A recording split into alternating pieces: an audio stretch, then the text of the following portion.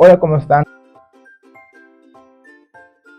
Buenas noches, estamos acá en la Feria Internacional del Libro de Guadalajara 2024 y gracias a Ediciones Urano estamos acá con una de las voces más leales de la comunidad LGBT, Becky Albertalli.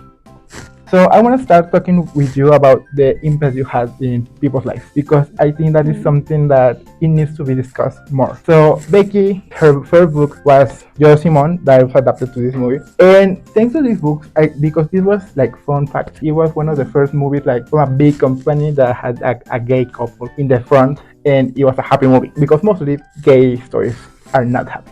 So Becky helped a lot of queer youth to come out to see themselves in her pages, and I was one of them. So we had like history because I met Becky like in Twitter when it was Twitter, I think around 2013. Oh my gosh, Twitter, yeah. Yeah, so we started talking, and she sent me Simon like when it wasn't even translated. It was like first edition in the UK because she got a box. Simon made me realize what I was afraid of because I think that at that time I talked to you about that because I was afraid of not coming out, just how my family dynamics would change.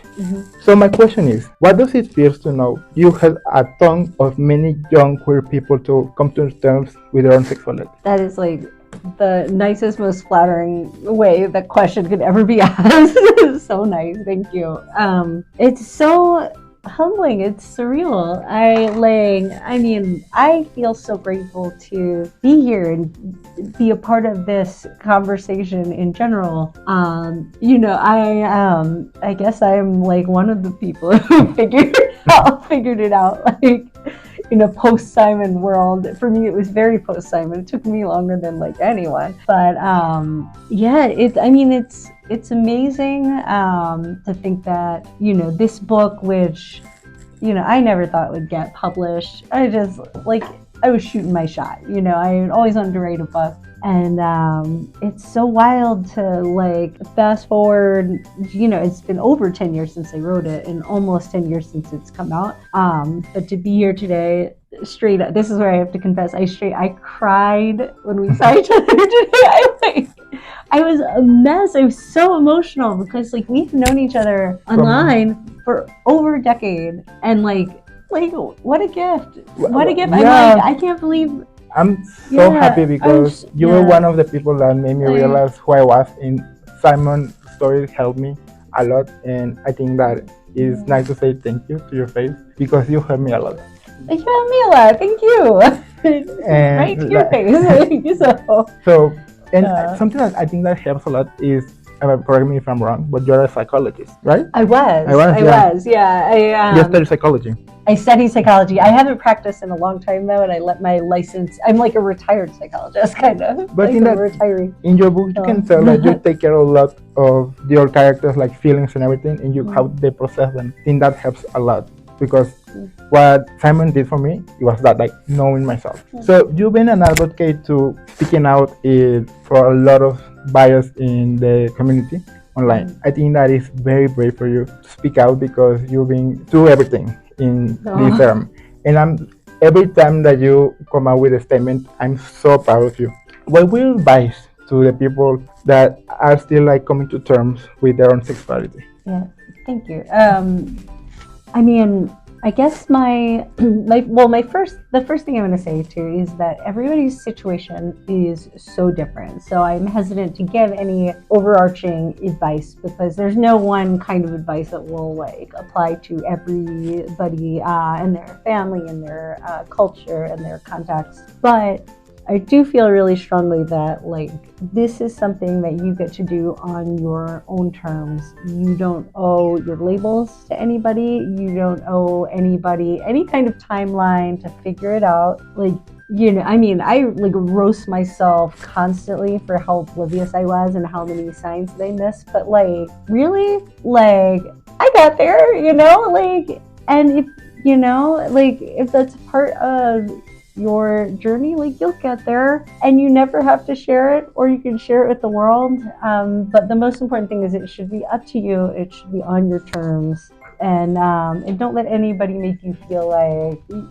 there's any one right way or right time to do it. And that actually leads us to Obviamente, Imogen. That is this book that comes after a period of time that people online the discourse about wanting to know the label of everyone and justify their criticism that they have of what role they're playing or what characters are they writing. So can you explain to us what Obviamente Imogen talks about? Yeah, so, on the surface, I guess this is a book about, a girl who's kind of an overly invested ally. Like, she is like, oh, she's the token straight friend, and she wants to be really supportive to her queer friends, her queer sister, and then she kind of ends up in a situation where kind of she challenges some of those assumptions and kind of pushes outside of that box a little bit and ultimately realizes that she's not straight. She's like, the signs were all there. One of the things that I really wanted to explore in this book was, what it was like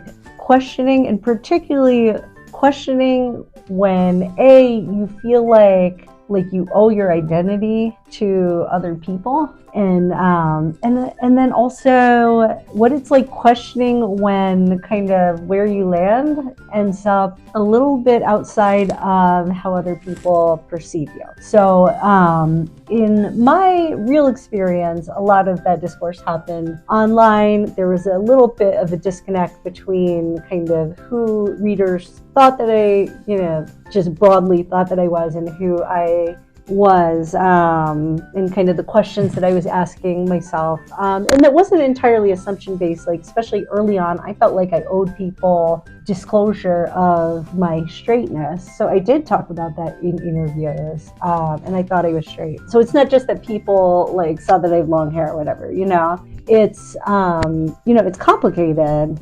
But in my case, the way I saw myself started to change, but I was very boxed in by kind of the way that I was kind of talked about and perceived in kind of my professional community. So, which led to kind of some rough moments when I came out, and a lot of people, I think, weren't expecting it. I think it maybe complicated some of the discourse, and to be clear, I wasn't the only author. Unfortunately, I wasn't the only author who has had that experience, not by a long shot. Actually, almost every single author writing about queer men who is not a cis queer guy has been pressured out of the closet, almost every single one of us. In this YA space in particular, I'm less familiar with outside of YA. But in Imogen's case, she's not a public figure, she's not an author, she didn't have that component, but she did have this friend of hers, Gretchen, who kind of represents a lot of that.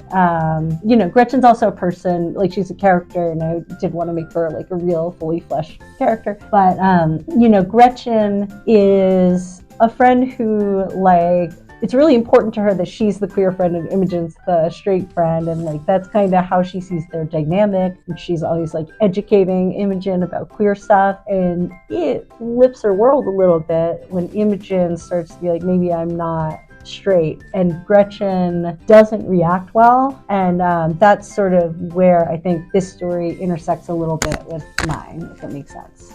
It totally does, and I think that one of the things that I've loved about your books is that you have a very strong group friend in every book, and there's something if you read any queer literature, is found family. So one of the things that I wanted to ask you is the almost last question, the second to last question, is about what was going through your mind around that time and what helped you. Yeah, well, I think, oh my gosh, well, around the time when I came out in 2020, I was a mess. That was rough.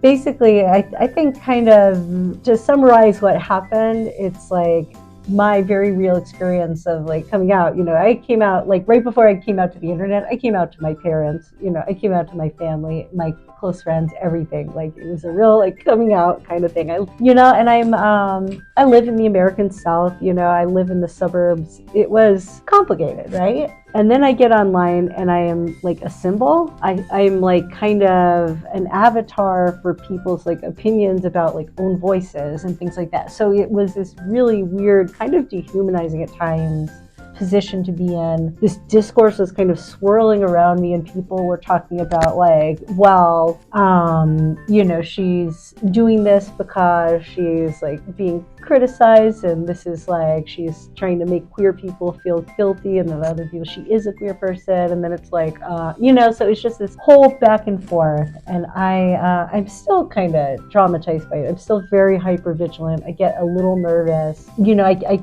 catch myself, but a lot of times my default assumption is I'm like, queer people maybe don't like me, you know? I'm for the straights, which is like devastating, because that's something that I was told, and I've heard my work described that way, and I really internalized it, and it feels awful, like to feel and know that I'm like queer, to like finally understand this, but to like kind of be kept at arm's length, which isn't universally true. Like most people have been lovely, but that was sort of my experience of it, the way I kind of internalized it, right? Yeah, so I guess, you know, when I think back to that time, I leaned pretty heavily on my friends, and there were some people who were just unbelievably helpful and lovely. Like, I mean, definitely Sophie Gonzalez got an earful from me. You know, some of my author friends in my hometown, so this is during COVID, by the way, too. So also all these interactions were like distant and online and stuff. I like, was like isolated. There were no vaccines. But some of my author friends, Rachel Allen, Kelly Quinlan, Julian Winters, and Nick Stone schemed in their own little group chat or whatever, made a bisexually colored Oreo cake with like a bye like Justin Timberlake and like a unicorn. I think Justin was riding the unicorn. It was very bisexual, and it was, and like, and Rachel like they did like a hands-free delivery on my doorstep, and like it was so meaningful. Like Aisha sent me like rainbow, like Angie, like, you know, like a lot of my author friends, you know, in and outside of the queer community were so wonderful, and like really truly got. And there's also like there's some people too who I didn't know at the time, but like certain like Twitter threads were so validating to me, like total strangers, that like there are people who like years later, you know, I reached out to them and I'm like, can we be friends? Like, you really helped me. You have no idea, but you really helped me. I saw your thread and it like was like you know, it was like a life raft, you know. Coming from one queer person, and obviously there's two people behind the camera. I think speaking for me and for everything that I saw online, there were a lot of people that cheer for you, and you being an advocate to queer equality and queer conscious. So thank you so much for doing what you do. And you're so nice. You're lovely. Yeah. I have two last questions. You're a key voice. I know that it's a tough job, or maybe a lot of pressure, but you're a key voice to the queer writers. So what would you tell, or what advice would you give to any queer author that is just starting their journey to writing queer books? Yeah, well, first of all, definitely write it, because we need your story.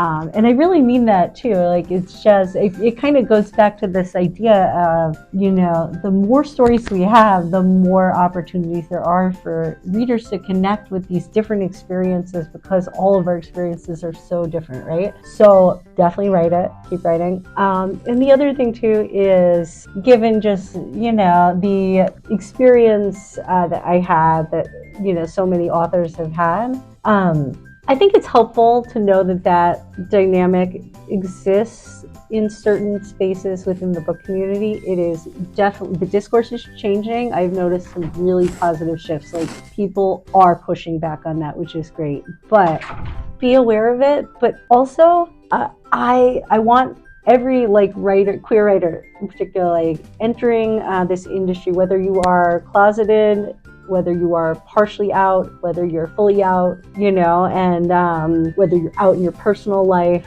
but you're not sure if you want to be out in your professional life, like, you get to make that decision entirely for yourself. All of this discourse like, know that it exists if that's helpful for you when you strategize, but don't let that like confer any sense of obligation onto you. You do not need to share your labels, and there are so many authors and other people within the book community who absolutely 100% have your back, will fight for you. You know I'll fight for you. Like, you know I will. Yeah, God help anybody who makes the mistake of coming for you if you don't want to share your labels. So, and there's so many of us, like really, whether you're out or not, your stories are so important, and I hope you share them. And let's just finish on a lighter note, and possibly one of the biggest releases of 2025, hopefully coming also in Spanish through Urano. What can you tell us about Amelia, if only? Oh, thank you. I'm so excited. The idea of I don't know that it's going to be like a big release.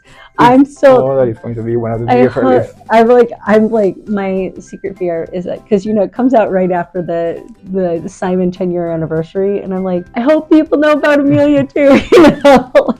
But yeah, so Amelia is like kind of a sequel to Imogen, like a soft sequel. So Amelia's she doesn't appear in this book, but there are a lot of crossover characters in Imogen, and many of the others have a lot of page time in Amelia. So you'll see a lot of familiar faces, and the books are very connected in a couple of specific ways. And I actually, because I was sort of in the process of developing Amelia, and then I kind of pivoted and had this idea, those characters already existed, which meant I already knew them, which meant I was able to kind of plant some seeds in Imogen for characters who I knew you'd be meeting in Amelia. So, so if you are a very eagle-eyed reader, you may have even made a connection just from the promo material, but that is only for like elite levels of eagle eye. Like, I wouldn't be that reader, you know, but yeah, and it's like a lot of it's about like parasocial relationships and fandom, and kind of the fluidity of kind of some of those spaces, and the gray areas of that. And it's yeah, it's about a girl who talks her friends into going on a road trip to meet her favorite kind of like mid-sized YouTuber. Like, he's not like, you know, this is not like a wildly famous person, but he's her favorite. Okay. So I'm so excited, and I know it's going to be one of the biggest releases of next year. Oh, thank you. Well, thanks a lot, Becky. It's been a pleasure, and it really was. And thank you, FIL Guadalajara en Urano, for this space. Y no se olviden de conseguir, obviamente, Imogen, ya disponible con Urano, y el próximo año Amelia, if only. Gracias. Bye. Bye.